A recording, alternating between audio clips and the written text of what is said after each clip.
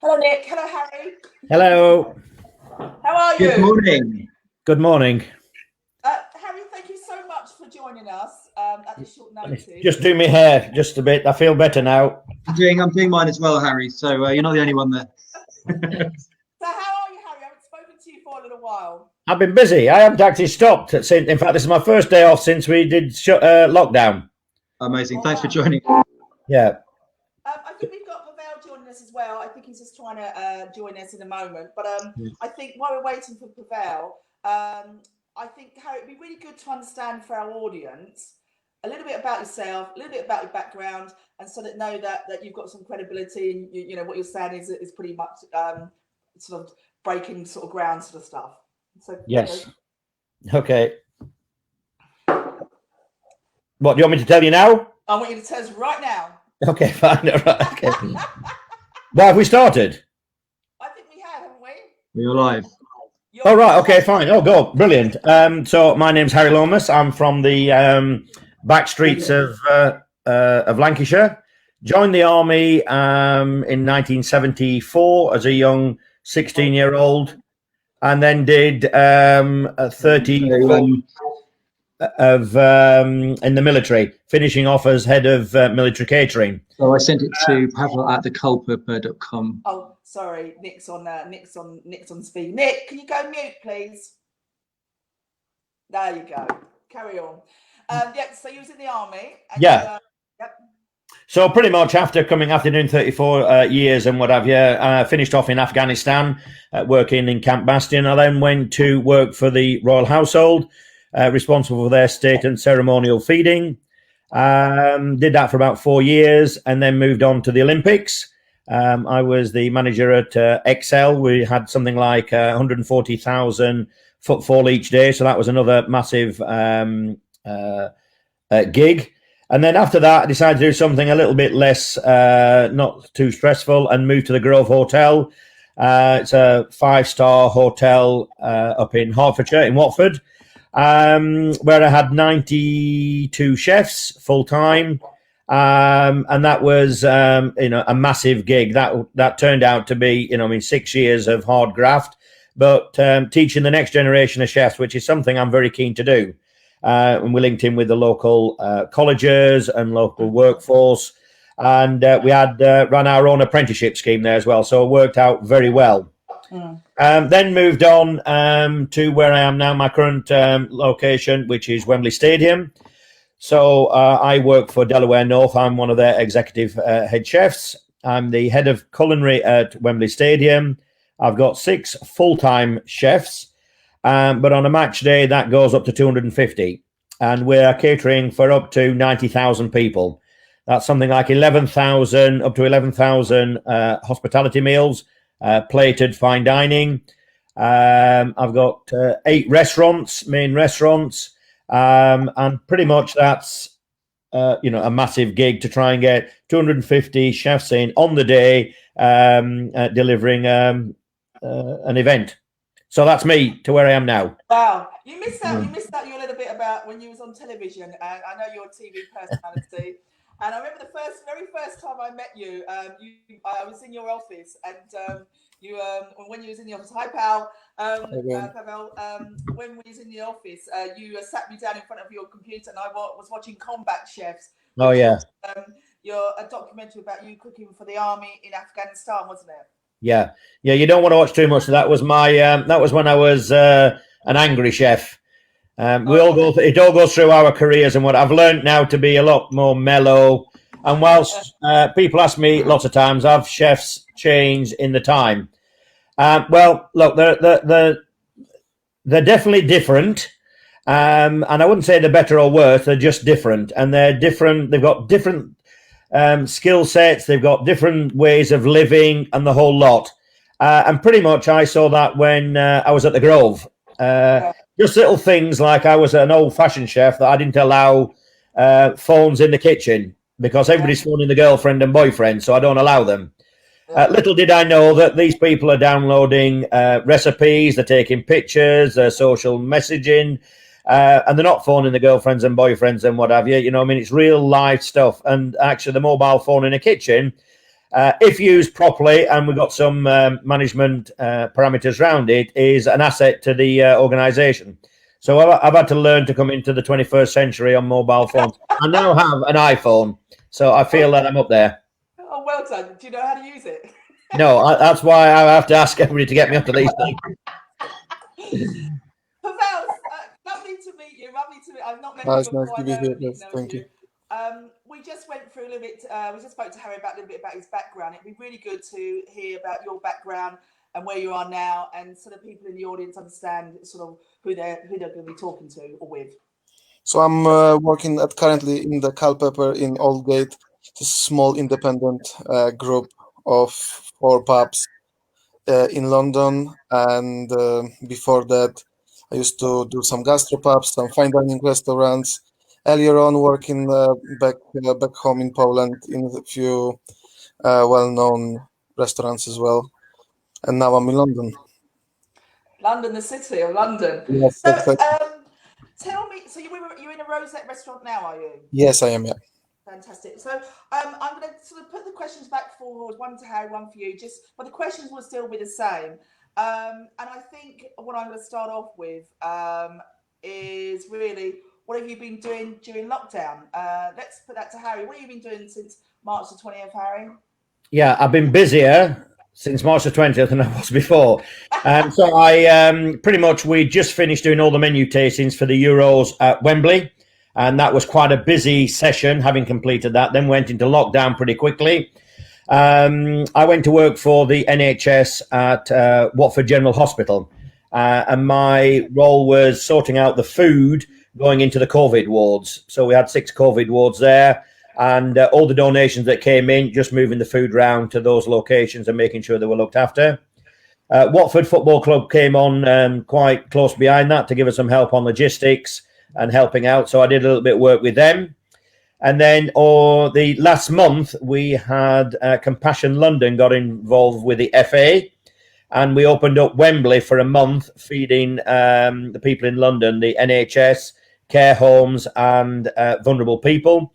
And over the month, we've done 150,000 meals have gone out to vulnerable people. I had a team of about 70 volunteers who came in each day or in and out each day. It was a 7-day-a-week process to get the food in from donations, make up the menus, and get them distributed to the vulnerable people. So pretty much that's where we got. I finished that yesterday, and I'm now doing this today.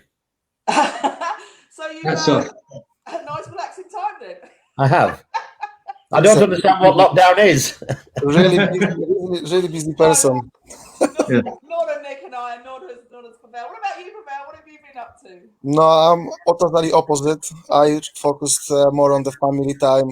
I have a baby girl, so I got the time to catch up with raising Sarah and having a lot of walks together. So yeah, amazing family time. Really, going to the park, enjoying time with the family. That's important. Being far away of the cooking, only for the family. So my wife is my biggest critic. So I got to test few recipes, ready for the opening. So yeah, really cool time. That's fantastic, Pavel. Special time with the little one, and I suppose every cloud has a silver lining. And I think that, I don't know, it's great to meet you in person finally. But was the beard there before lockdown, or is that a new addition? No, it was before lockdown. She's 2 years old. Okay. And you know, in my place at the moment, we actually, before lockdown, we had quite good life balance, but I mean nothing like this, and obviously this time's never gonna be back. So we took most of it, as much as we could, to spend time together. I relate. I actually do really relate. So yeah, absolutely amazing, and I'm glad you've had those special times that normally, I suppose, working in the kitchen relentlessly with your brigade, you wouldn't have had. So yeah, delighted to hear that. So in terms of I don't know, in any particular order, gents, in terms of the team in your brigade and how they've been feeling, that's always, it's important, both leaders of brigades, how have they been, and how have you been engaging with them and motivating them? I'll kick off with let's get alphabetical. So Harry. Very good. So again, I've got a great team. I've got 6 full-time chefs who work with me, and actually every part of the way that I've been volunteering, they've been coming alongside somewhere along with it, and a couple of the back of house team as well. And also every week we have a catch up on the Zoom or something, whatever it's called. Somebody sorts it out. I just press my phone and then I talk to them. It's as simple as that. And actually, I think from a mental health point of view, and I've seen a lot of this over the last couple of months and what have you, is communicating with people, seeing people's faces, and being able to just have a chat and understand what's in the outside world. I think one of the biggest things that I've seen, perhaps in the last month, is because I've been out and doing something. Every time I see somebody new who's been in lockdown, they gingerly step out the house. They've got masks on and gowns on and what have you. They don't really know what's out there. And it's getting back to normal for when you first come back is strange. Even a couple of my guys who've come back, they turn in, and they look like Darth Vader when they turn in. They got, and a hazmat suit on and what have you. Soon they realise that, just keep your social distance. You put a mask on and what have you, glove up, put an apron on. And if you do that and look after, the message you hear about, the government never did this, the government never did that. Look, the bottom line is look after yourself. Do what you think. And if you don't feel safe, stay in house. It's as simple as that. So I suppose that looking after my team like that and just chatting them through it, I'm very much a half full guy, and so are my guys. So looking very much at moving forward, and when everything opens up again. Fantastic, Harry. Yeah, I think we've definitely got that responsibility for each other, and looking out for each other. And I like the fact that you mentioned mental health, because it's a big real issue at the moment, and something to stay on top of. So fair play. Pavel, over to you then, my friend. How are your guys? Yeah, so very similar. We're trying to stay in touch. Many of them who actually has got access to the garden and maybe live in the share house where they can see other people, especially the big share house, then they hope probably better than the guys who live in flat lockdown for 2 months and they don't have really contact with the other human being, or only over the screen. So mental health issues are definitely the biggest challenge. Obviously, there's the anxiety. When we coming back? Are we coming back? I guess that everyone was excited to get this few weeks off, but nobody expected it's gonna be few months. And now, when this few months passed, everyone is craving to come back to work. So now the questions are coming up. When, if we coming back, do you know anything? And we're trying to stay in touch regularly over WhatsApp, over phone calls, and. Now maybe we're gonna catch up eventually to see how everyone is, but I think the mental health issues, in lockdown, they were a really big thing. Yeah. Okay. So, do you have an opening times? Pavel, do you have an opening time, or when you'll be opening your pub? Or? I mean, obviously, we hope to open as soon as we can. So, as long as it's gonna be safe for our team and for the customers. And reasonably, from perspective of safety, but as well the business perspective, then hopefully in July, if government will allow us. But it's a difficult approach, because what if you open and there will be no customers, there will be no people willing to work, and there's a lot of questions to answer before this can happen. And what about you, Harry? When are you going to open? Because obviously that's going to be really difficult because of crowds of people and everything. So what's happening with Wembley? Yeah, so as you've heard on the news, the FA are bringing back football. It started up already. We've got a couple of matches lined up for the middle of June, July and August already lined up. The FA Cup, I think, is on the 1st of August. I think all that's been ratified. I don't think there's any secret in that. And of course, they are playing behind closed doors. Now, behind closed doors means that we haven't got the general public in there. But we will still have a couple of hundred people in there with the media, marshal, security and what have you. So they'll still need feeding. I suppose for the stadium, there's not a lot we can do until we need an event. So you need to have a football match for something to happen. And where I see that the restaurants and some of the other smaller locations that don't require an event to happen, there's lots of opportunities. And again, it depends where you are, what the footfall is, and but to perhaps do some takeaway, try and do something. I don't know. Think outside the box of what you can do to get people back up and running. And I see that. Lots of people I talk to, I mean, oh, it's all, well, we don't know when we're going to come back. We can't do this and we can't do that. The government, well, I'm a little bit the other way. We need to move our backsides and get going. You've got to try something, and we're gonna trip over somewhere along the line without a shadow of a doubt. But what we can't keep doing is saying, and I realise there's brands and there's names out there and what have you. But if you're in, you have the opportunity to push forward. Then push forward. I mean, McDonald's, very simple. I mean, they can't open the restaurants, but they're going to go hell for leather on their takeaway, the drive-through things. Well, that's a start because when we've got that up and running, there'll be something else, and then there'll be something else. But you can't, I mean, we've got to move forward, otherwise it won't happen. Yeah, I totally agree. Do you think, Harry, and I'll ask the same question to you about, there's going to be a shortage of chefs when you reopen? Because, you've got 6 full-time chefs, Harry. How many have you got in your brigade, Pavel? 8 plus the kitchen porters. Got 6, and so 10. Do you think they will come back? And 2, Harry, where are you going to find those other temporary chefs when you actually start rolling? I mean, do you think they will come back, or will there be a shortage of chefs? Yeah, good question. So it's a multi-million-pound question. I've no idea, but my own opinions are like arseholes. Everybody's got one. So my thoughts is yes, they'll all come back. Look, we were 30% down on chefs going into this, and we'll most likely be 50% down when we come back. Chefs are always going to be required. Yes. And again, I do see, and I'm doing some work actually with the Meat Marketing Board. So people are buying things like mince and dice and things like that because they don't know how to cook in their home. They're doing home food. And the idea, people do want to go out to have the food that they don't perhaps do in their own house. So they do require, I mean, there will be an opportunity sometime going forward to show off the skills of the chefs. Restaurants, hotels, it's the whole industry. It's our leisure. We have grown up in this 21st century is what people do. They go out and socialize. Eating and drinking is part of our living. And whilst we'll just tweak it, it isn't, we're not all going to stop eating and drinking and going out. We just got to move how we do it slightly different. I don't have the answer, but the answer's out there. And as I say, we'll try a couple of things.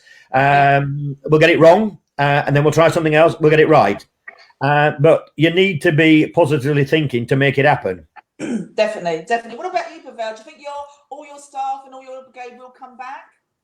I mean, my staff definitely want to come back. This is a tricky one because obviously from my perspective, I think we hit really big shortage before whole coronavirus thing pop out. And now, obviously, let's be honest, there will be a lot of restaurants shutting down, putting people on layoff, and then these people will look for other positions. I'm afraid there might be more actually chefs than vacancies open in the first months after the pandemic and after the reopenings. I think as well the quality of the staff will increase because obviously people will have to put more energy and more better attitude towards work, because obviously there will be less jobs. So I think paradox is that it might be actually more positive outcome for us as a head chefs, as a employers than it was before. And I'm really looking forward to it. Yeah, both myself and Nick have got recruitment agencies as well as Hospitality Jobs UK, and we've both got chef teams. And what we're finding, and certainly what my team find, I can't really speak for Nick, that would be unfair, is that the chefs that we were dealing with, some of them didn't have the experience, but they knew there was a shortage and demanded quite a higher salary. And when you actually looked at their skills, they were saying, I'm a CDP, but I want to be a sous and I want to earn 30,000 a year, and I'm on 22 now. And I think that's really, that some chefs are capitalising on the fact there is a shortage of chefs. And I think there will be an uplift of chefs. I think people will change directions. But I don't know, what's your feedback with your teams, Nick, at Appetite? Do you know what? I probably share the thought process that Harry's alluded to. It's very much about let's wait to see what the market does. I mean, my next sort of question to the guys, and as I sort of do answer your question, Dawn, but slightly avoid it because I don't have the answer, is what is really sort of what hospitality looks like in the next sort of 3 to 6 months. And Harry, you sort of touched on, well, we don't know, but I think the fact is that hospitality has always been, an industry, a market where you are thinking on your feet, whether that's almost on a strategic level and changing things as you go along, or that immediate sort of problem solving at the heat of the something exploding, or whatever it might be. And there's that sort of difference between front and back of house. I think one of the things that Dawn and I were quite sort of interested in is sort of getting that back of house perspective, because there's been so much talk about the businesses opening and social distancing and the operations in front of house. It's that sort of insight into the kitchen and how people are feeling in terms of coming back, but that is directly determined on the steps that we go through as an industry and individual businesses, and in terms of how we get there. I mean, I suppose I'm going to redirect my question in terms of how are you going to possibly work out how to control your labour line, and how many people to bring back and when? I know that's a difficult question. There isn't a direct answer, but I'd be interesting to know what your thoughts are. I'll go in the other order now, Pavel, if you give me your thoughts on that one. I mean, obviously, it wouldn't be realistic to presume that it's going to happen, okay, straight away, full team on, and there might be not demand for this. Obviously, gradually, the big important part, there will be, again, the government to play, extending the furlough scheme, maybe not review, is the employer really need to pay and contribute from August? Is it reasonable? Maybe push it further, maybe extend it until October, November to really reestablish all this gradually, rather than to say, okay, now are you contributing or you're gonna face job loss? Really, this is the reality. This is it, and obviously you're trying to protect the jobs, of course, but at the same time protect the business. That's a good answer. As well, like if you have the this furlough scheme was for so long, and now wouldn't be more sensible to actually extend it slightly, to protect really the jobs when they are on the edge, because this might really happen anytime, But yeah, exactly. There's a lot of guesswork at the moment. It's a very helpful scheme. I've been talking to a couple of friends that are out in various places, one included sort of Dubai, and am I allowed to be optimistic? But we are fortunate in terms of that scheme, being able to look after our teams as well as being looked after. So rather than sort of sitting waiting for businesses to shut, we're kind of in a position where we're looking forward to them opening, and it's certainly not a bad thing. What's your perspective, Harry? Yeah, two bits of that. So I think one of the things where the government went a little bit wrong, and I think you'll start to see this a bit now, is that when they put people on furlough, they didn't actually. I would have liked something in there to say, whilst you're on furlough, you can't make your guys redundant. So what's going to happen now, and it's going to creep up on it in the next month, is that companies are going to wake up and they're going to say, right, what we'll do, we'll start now looking at trimming down, sorting out what the future is going to look like for us as a business, what we can afford, what we can't do, and we'll start the redundancy process now whilst you're on furlough. Using the furlough to be part of their month, 2 months, 3 months, or whatever it is of their redundancy. So that's the first issue, which, and I think letters are going to start appearing in the not too distant future. I do get it. Look, if there's no money coming into your business and you can't pay people, well, you've got to trim, you've got to make, you've got to cut your material to fit it. So that's the first bit of trying to manage those people. Where I've been a bit lucky from back of house that you were saying is that being up and running with Compassion London and doing what I've been doing, I've had the opportunity to practice doing some of working behind in the kitchen. But you can imagine day one, I get in the kitchen, 2 meter distance. So I think, right, what I'll do, I'll put some tape down on the floor and what have you, and we'll try and work in these 2 meter batches around the kitchen. Well, of course, at the end of the second day, you know, I mean, all that tape's coming up because of the washing and cleaning down. So lots of, it doesn't work. We've tried to chalk up the floor. Again, it doesn't work. What worked is that you get the people, they've got their little mask on, they've got the gloves on, they've got their apron on, and you say to them, look, try and keep your distance. Now, you can't possibly, in a kitchen, keep 2 meters apart all day and prepare food. Yeah. So the idea is being sensible, not being on top of people. When people first arrived in, how do you feel? We did the temperature test on your head. It wasn't so much as a yes or a no, but if somebody comes in and they're 90 degrees, you know what I mean, perhaps they're not a good day to work. But the idea is it gives you some idea of for the staff when they come in, that there are some checks and balances. They feel as though we as an organisation are doing something for them. And again, walking around, looking around all the time, just chatting with them and what have you, finding out how they feel, see if it's working. It wasn't long. In the first week, it was very, very, very cagey. Everybody's very wary of each other. And as we got further along, and of course, I think people say, oh, well, people were dropping the guard and we're getting relaxed and about the whole thing. Look, the idea, you just got to keep that as a manager. Yeah. Your job, this is where leaders come into their place, and managers. That's why you're being paid what you're being paid. That you move your arse and get the people and lead the people and get them to where they need to be. That's why they're looking for you to get the business going. My boss is asking me, well, how do you think we can get it going? As though I've, got the magic wand. I don't know, but we'll try some things. And as the staff are keen to come back, but they need to know that you as a leader are going to protect them. You're going to fight for them on redundancies. You're going to fight for them about, I don't know, different things. Do you take a sabbatical? Do you have work at 50% of your wages? Do you take a 10% cut? I don't know. There's 1,000 things. I don't have the answer. And each person needs to do their own thing.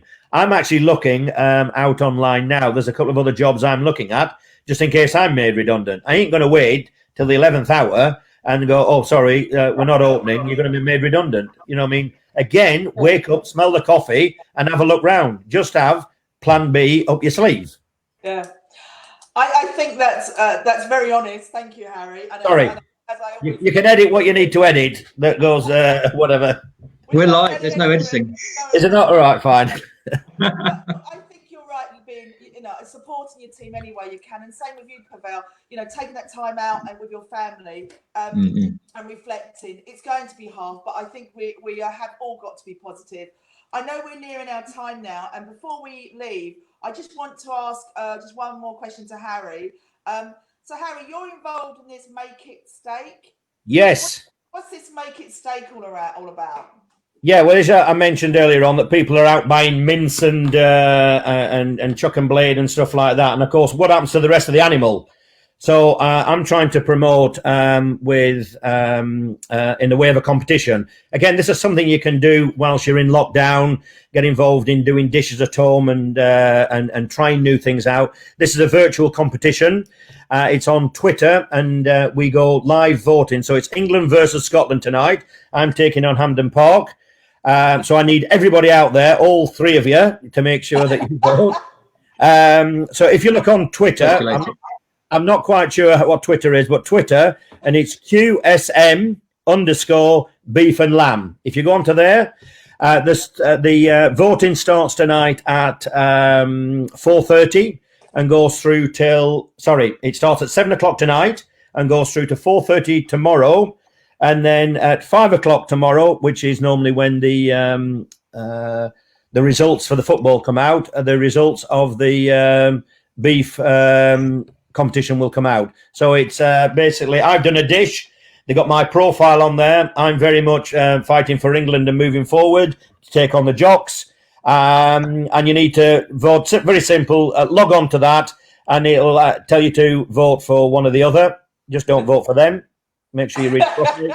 And there's a podcast on there, and there's something about what I've been doing and what have you. But again, be positive, keep safe, and look after each other, and keep talking, because we'll get there. Yeah, we will. Harry, I love your England shirt. Thank you you very much. Can you just give us that link again one more time? Yes.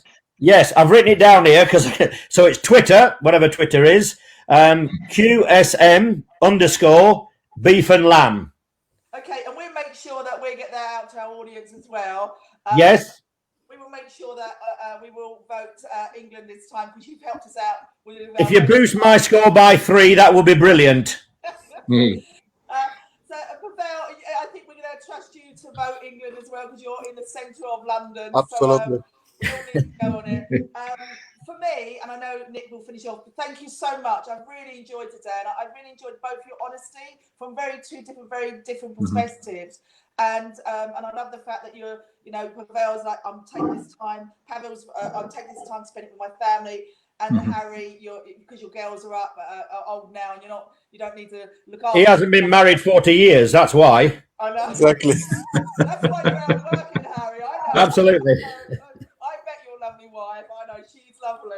So, but thank you both so much. And Nick, do you want to just finish off? Do you know what? I don't think I can top that. It's amazing. No, thank you both of you. Harry, it's thoroughly entertaining. Pavel, thank you and forgive me for the obviously deliberate mistake. A lot of just to say this, well, though, a lot of the viewing of this it's like it's on repeat. So we sort of watch, although the height of the 3 years, but at the same time, the content of this and the insight into the back of house has been really good. And I think what I take out of this is is to reiterate, we don't have the answers.